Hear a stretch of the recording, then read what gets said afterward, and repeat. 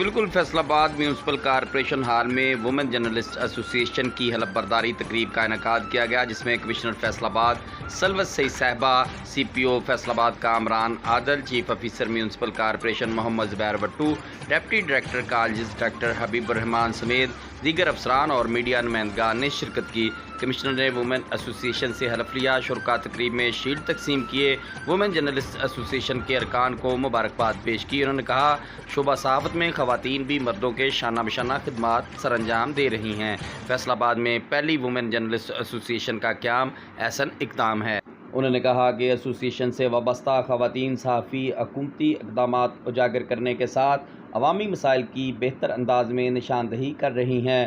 دیگر خواتین جرنلسٹ کی فلاح و بہبود کے لیے ایسوسی ایشن کی جاری کاوشیں لائق تحسین ہیں۔ ڈویژن انتظامیہ خواتین صحافیوں کی حوصلہ افزائی کے اقدامات جاری رکھیں گی۔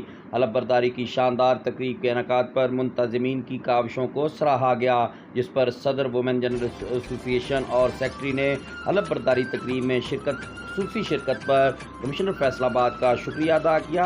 ایسوسی ایشن کے قیام سے حلف برداری تک کمشنر فیصل آباد کے گراں قدر تعاون پر مشکور ہے۔ انہوں نے کہا مثبت اور بامقصد صحافت کا فروغ ایسوسی ایشن کی ترجیح ہے۔